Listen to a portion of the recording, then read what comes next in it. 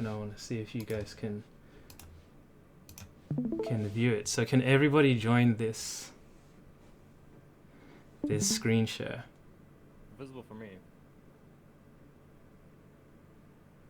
All right. So if anyone has any issues, just let me know. I assume you all can hear me. So again, this is going to be a quick small talk on positioning, just from a fundamental kind of point of view and aspect. Oh, who joined? I believe it was Nugget. Perfect. All right, welcome, Nugget. So yeah, it's just going to be a talk on positioning and just what I see right now. So again, I've really just been focusing on this for like maybe a day, just because it's become more important. So we're not really going to be focusing on what I could have done, should have done, or anything like that. It's just going to be more about having a way to understand if you have good positioning or not in like this ever-changing environment. So if I go ahead and just play it from here. Okay, so there's a guy right there, and I'm going to take it back to this frame just because it's clearer. So what I'm going to kind of display here is a way to quickly assess who has the better position, right? Obviously, sometimes it's very obvious, but sometimes it's vague. So here's what I suggest you think about. So firstly, what you need, obviously, is to know the location, both yours and the enemy's, the opponent. So we're just using me and the enemy right now. And this is pretty much what sets how you're going to analyze everything else. So we're going to break down positioning, it's all about advantage and control. But I'm going to break it down into the location, as I said, the space, the pace, and also punish windows, right? So just 4 main points. So what is the space, right? So that's pretty much the area in which you can see the enemy in relation to your current locations, right? So for example, the space I can see, according to this guy, is everything around here, right? Around him. And I cannot see what's behind here, which is this guy's cover, right? So whoever can pretty much see more of your opponent's options, right? Movement options, will typically have the space control. So what I mean by that is, if me and him actually got into a fight right now, he's most likely going to use this as cover. But if his retreat option is just this small area here, but if he looks at me, my retreat option is out of his sight. So actually, when I retreat, he doesn't have control. But if he retreats, I have control over his options. Does that make sense?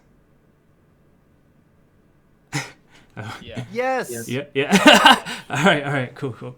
All right, so the second thing is the pace, right? So you want to know who has control over the pace of the fight, meaning according to your positions, who decides when you're going to actually engage or battle. And right now in this position, so I have the space control as we established, but in this position we both have control over the pace, meaning if he doesn't want to fight me, he can simply take cover.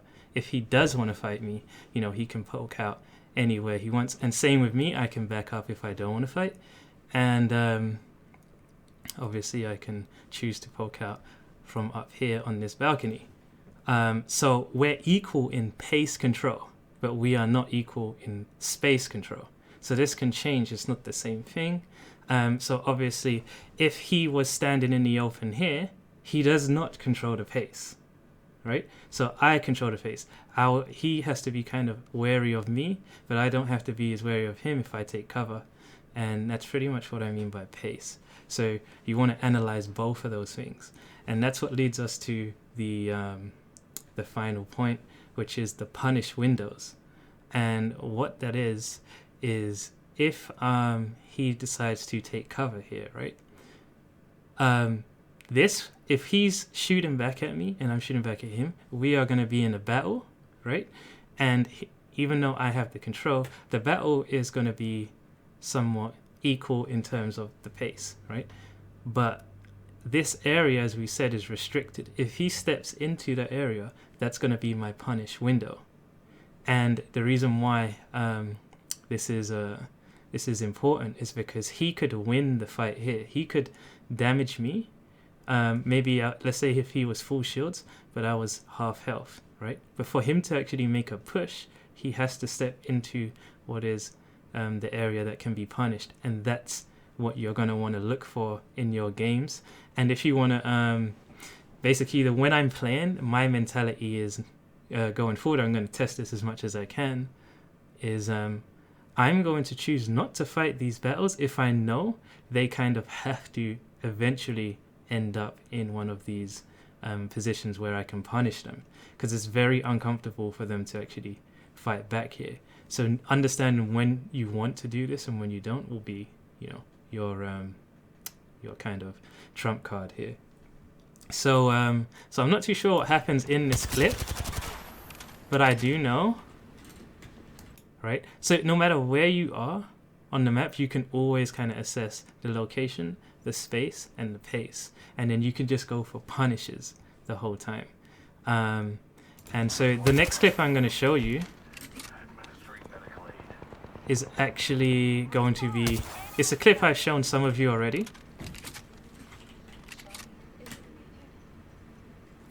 Looks like that champion was all talk. So I just want to see whatever the next engagement is. Right? So here, if we just quickly run through it again. So we've got the location, there's a guy here, right? But in this position, right, I only control somewhat of the space here, right? So if he was to damage me and he wants to actually get me, he has to enter some of this space here. And then that would be probably when I go for the attack back to push him back, not when he's still there fighting me. I would kind of, I want to use my low health as bait, because that will be my opportunity to fight back when he doesn't have the options to move back and forth. So it will be up to him to push at the right time when I'm very, very weak, or just have really good aim to, you know how hard it is to fight people who have cover. That's basically what I'm saying. If you still have cover, then this stuff, no matter what your health is, if you're aware of the area that is needed for him to actually make a move, then you can punish it if they actually make that fatal error. So what I'm going to show you here, right? A lot of you probably have seen this clip already, but at least I get to show it as clear as possible. So basically it's the last team. It's the last team, and they're pushing up to this spot on the right here. And basically we can just watch this. Let me turn that down as well. So right now we're obviously in a fight with the other squad, and if we just go over the positions, right? So let's get rid of that smoke.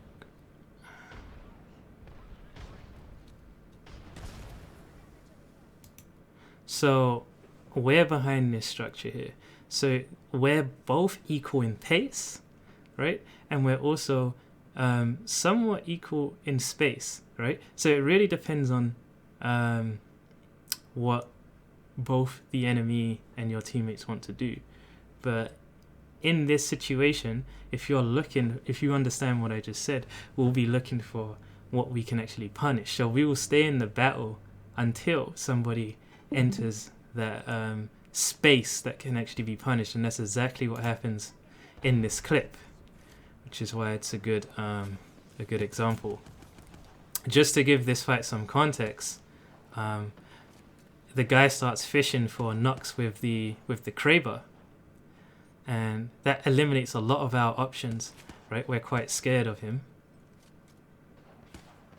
so he actually damages my teammate, and he damages me. And so the enemy could push that, but due to how quick you can heal up and the time it takes for them to get here, they would have to enter that risky space where they can be punished, and they actually have the discipline not to do that.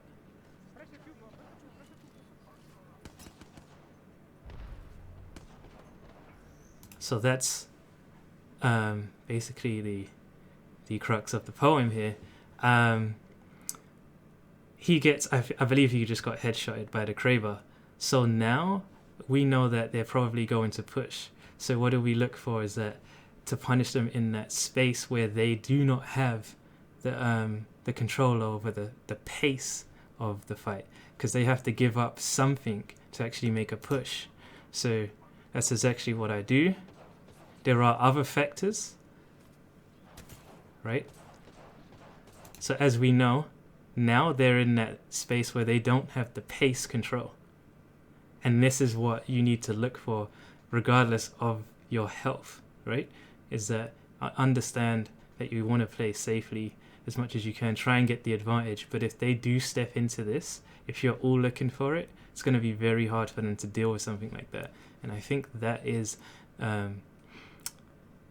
understanding the fundamental aspect of positioning, right? So this guy had kind of no option, you know? And there are things that they could have done better, but the main thing here is to look at the positioning theory that I just explained. And that's pretty much why, even though they got the knock, things still went bad, you know?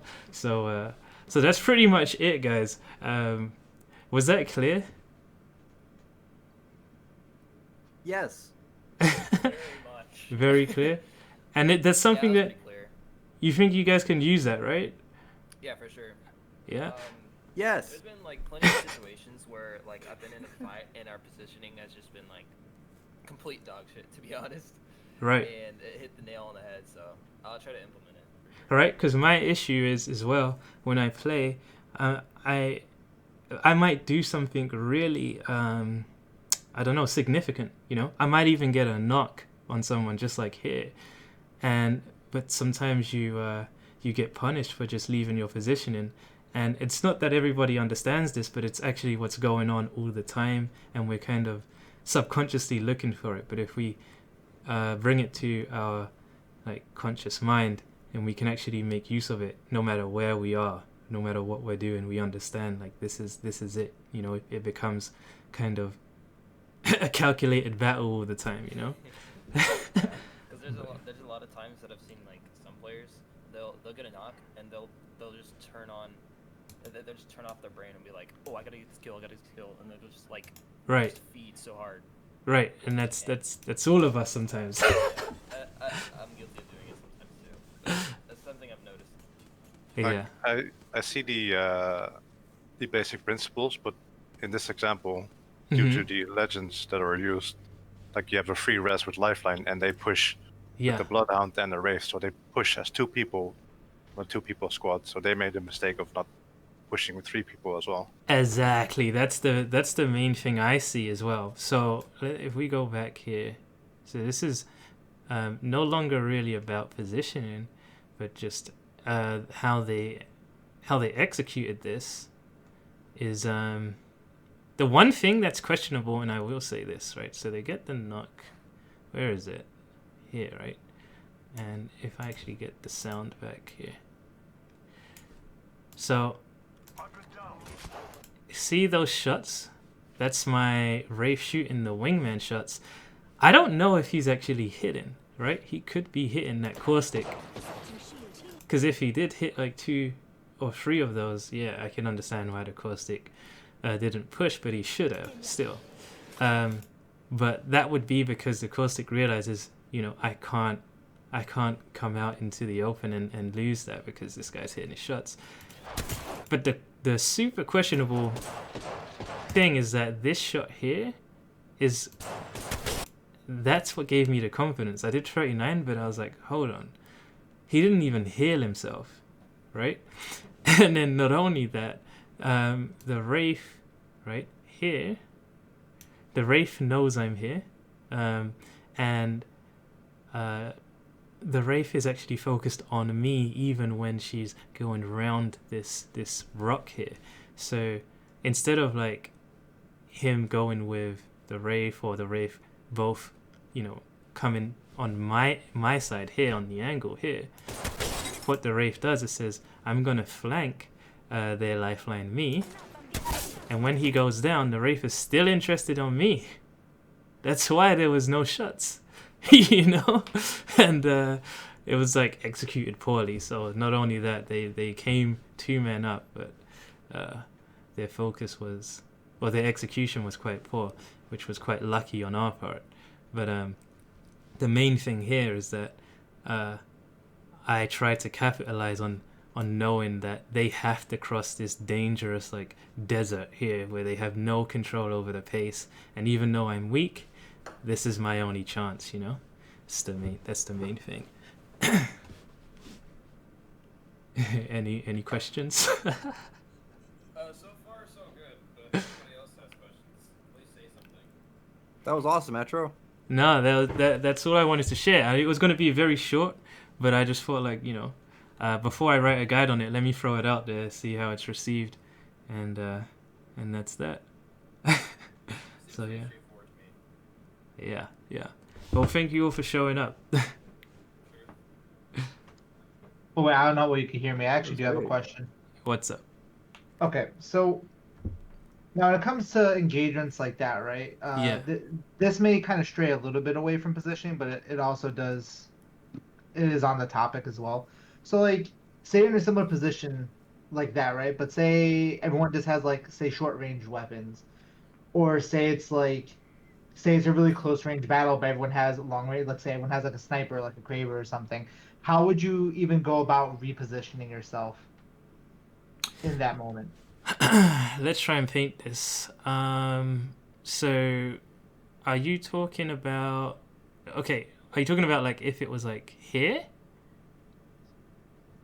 Yeah. So say it's like that close, right? But say you have like a triple take. I mean, this is probably just picking like bad weapons in general. Yeah. But I've been in situations where I have teammates like this, where they'll have like a triple take and like a hemlock with like a 3x or 2x4.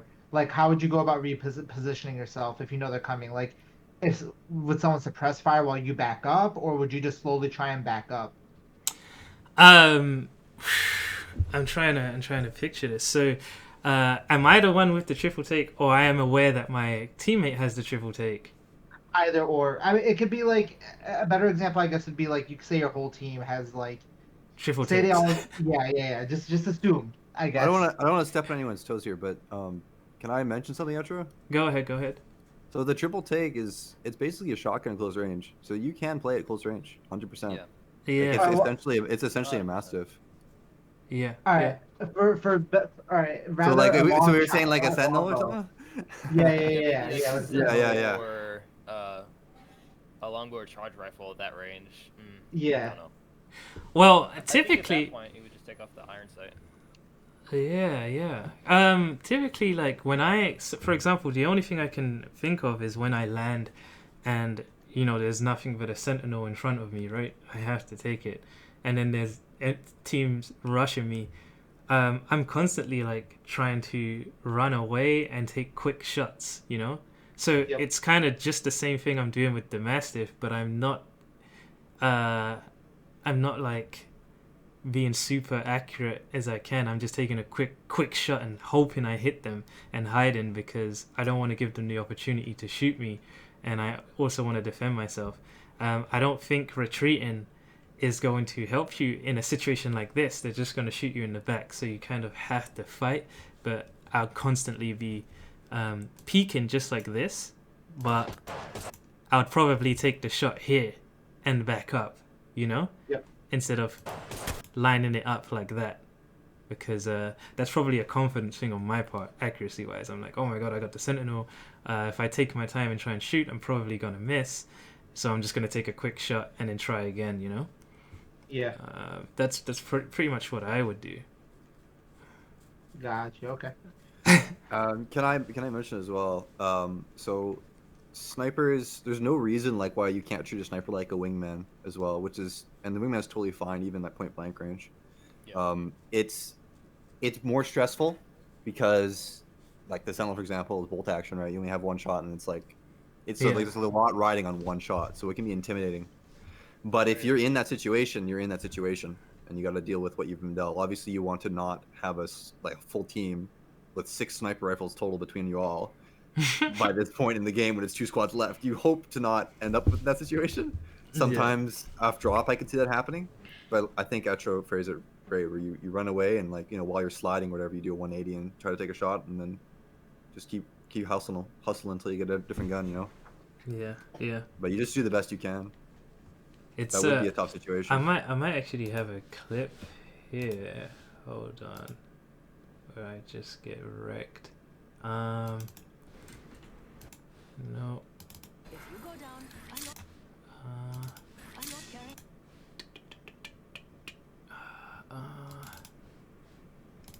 Jump master.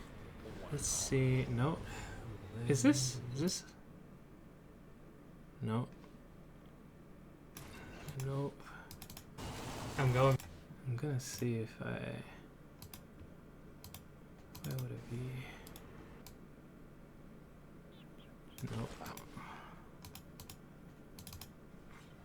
I'm just gonna quickly go through these. Nope. I think everyone here is very patient, so take your time. Right. Nice to get this for free.